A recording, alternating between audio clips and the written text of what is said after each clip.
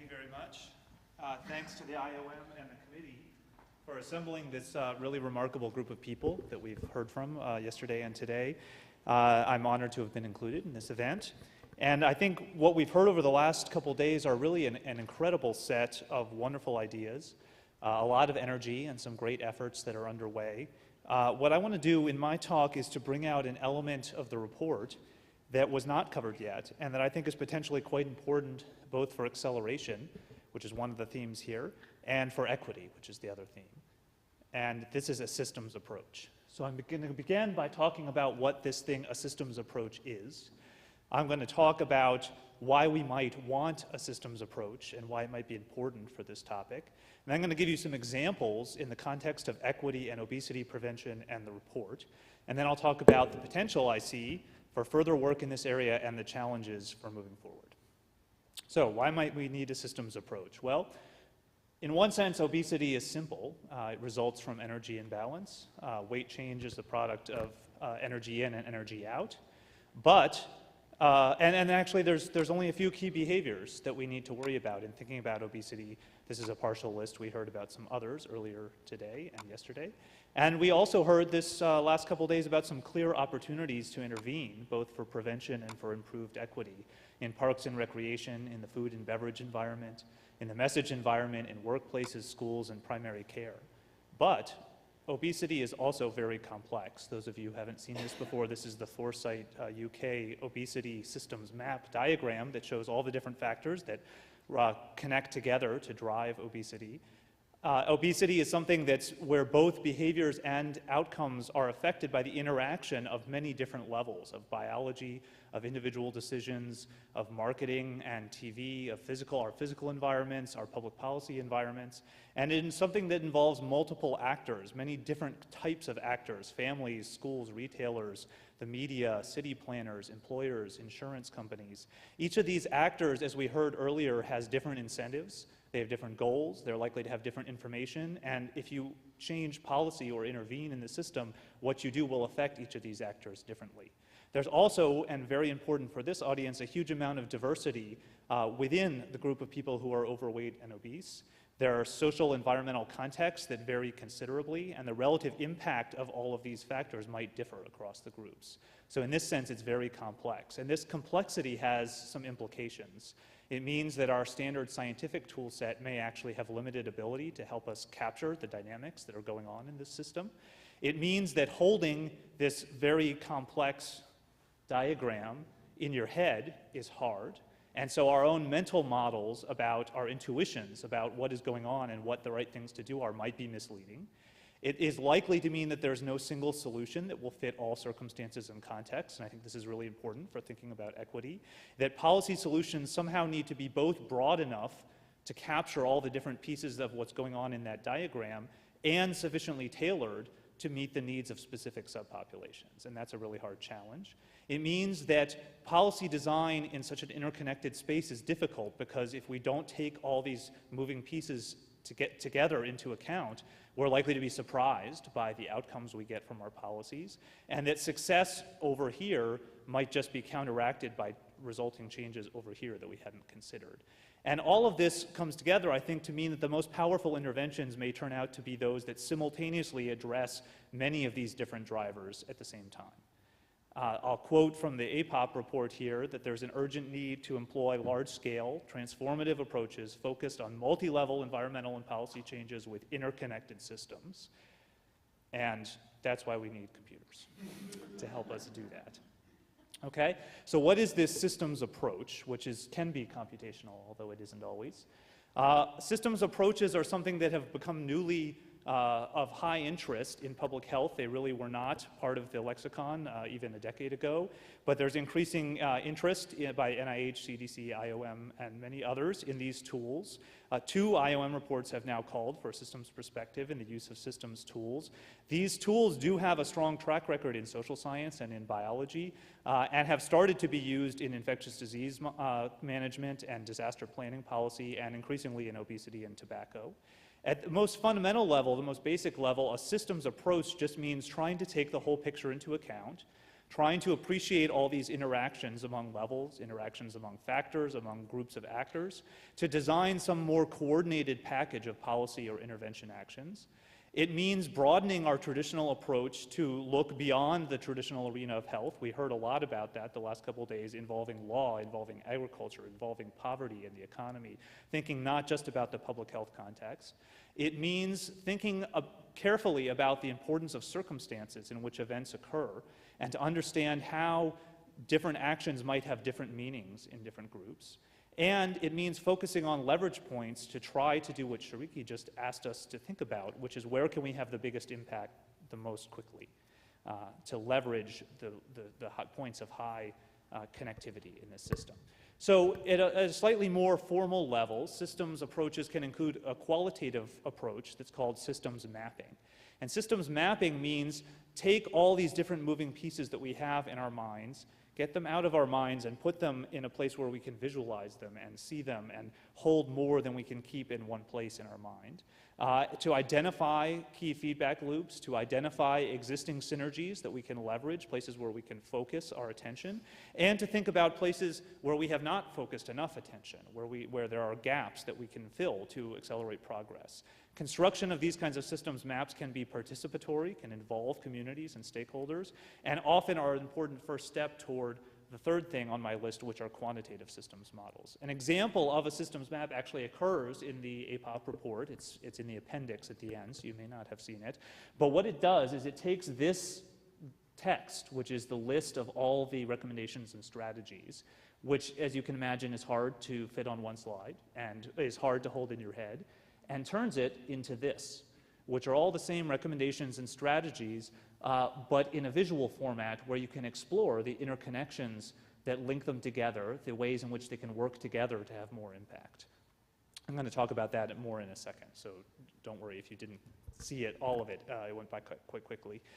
Quantitative computational models are the third thing on my list, and these are ways to actually put into a computer information from the scientific literature, from theory, from systems maps, from our experiences, and develop computational simulations that allow us to systematically explore policy choices, to connect all these dots, and to make use of real scientific tools to provide appropriate guidance for on-the-ground concrete action. The APOP report does talk about these also in the appendix. There's many, many different forms of these, and they can be used in many, many different ways. If you're interested, I encourage you to look at this box, which you'll find in your report. These have been used in public health in a variety of settings. What I'm showing you here are models that were used to help with pandemic flu preparedness and response in the upper right-hand corner, models that are used for disaster preparedness, models that are used for obesity, and models that are used for tobacco control. All of these have a deliberate policy focus. They're aimed at informing action, and they also have a lot of engagement with physical spaces, which we've heard a lot about over the last couple days.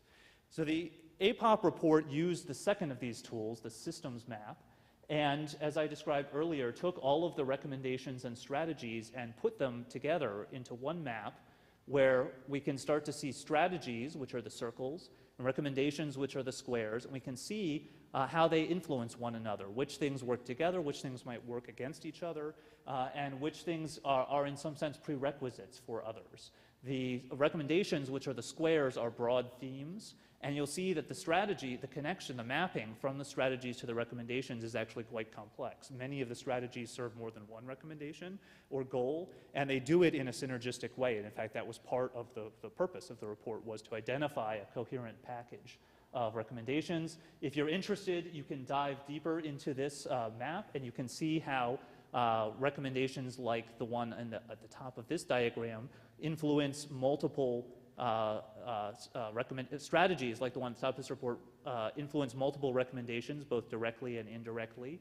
And you can see how different strategies can work together to actually have synergy. If you're interested, I encourage you to look at that more. I'm going to give you some concrete examples of what I'm talking about that are directly relevant to the things that we've heard over the last couple of days. I've been carefully taking notes of examples of synergy as they arose in all the wonderful remarks that we heard earlier.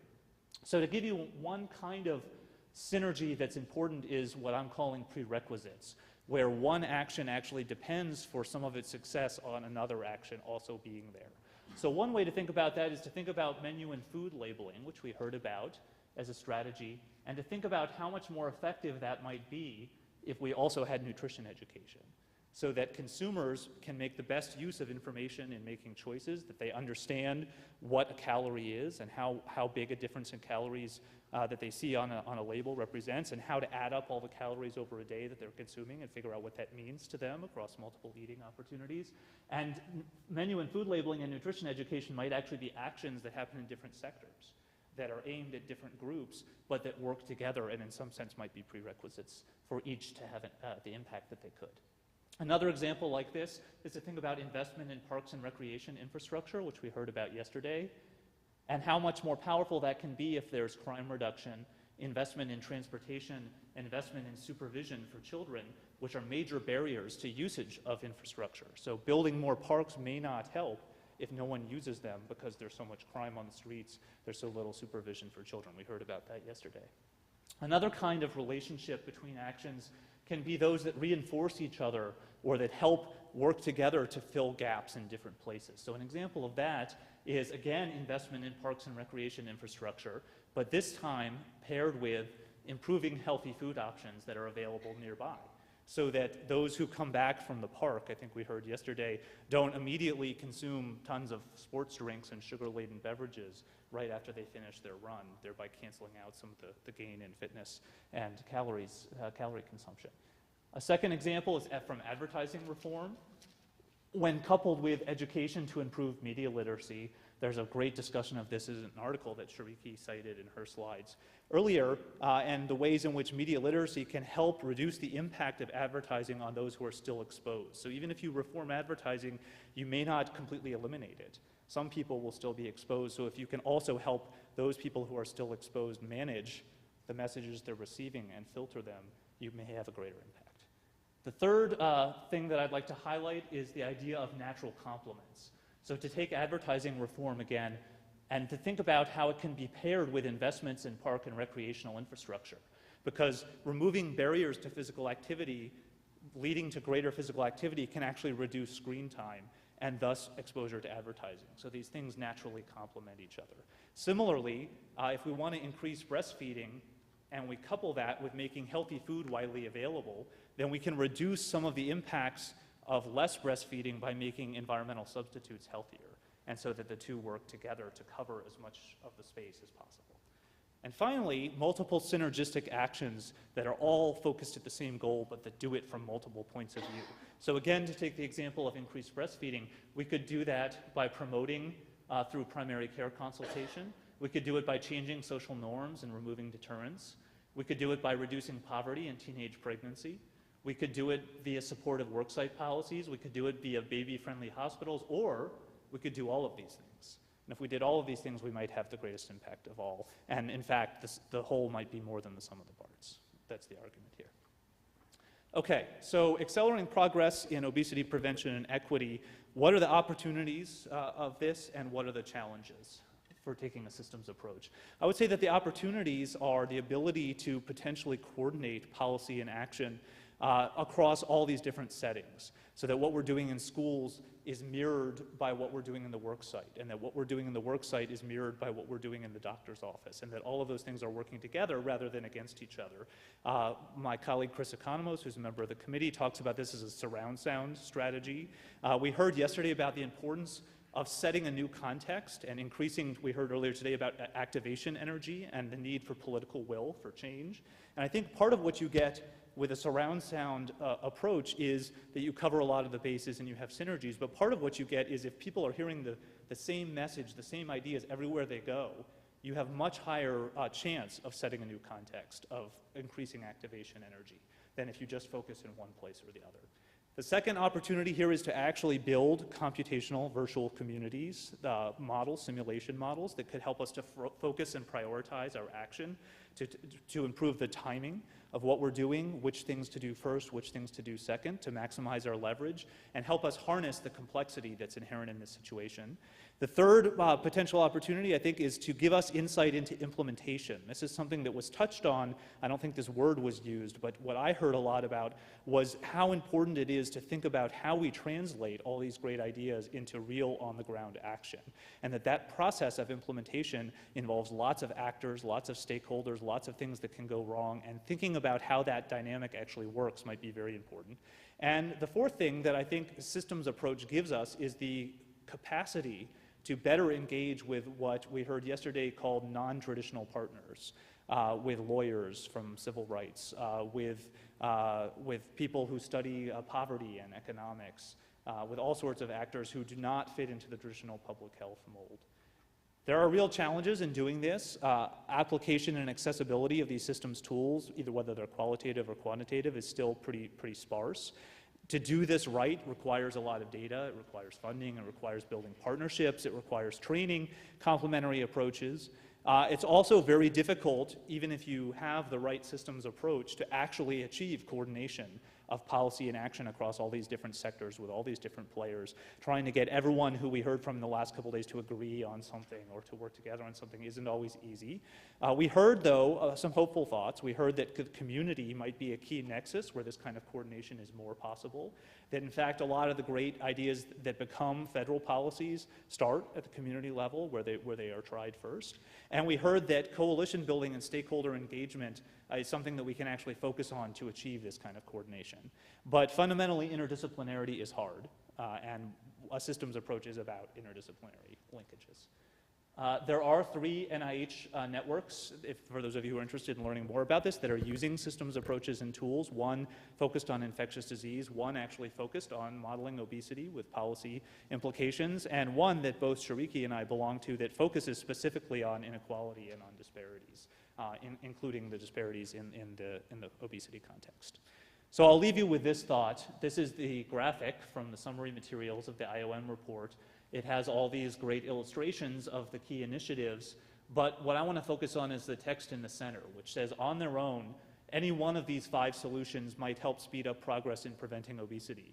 But together, their effect would be reinforced, amplified, and maximized. And that's fundamentally what a systems approach is about. I'm happy to take questions either now or informally afterward. Thank you very much.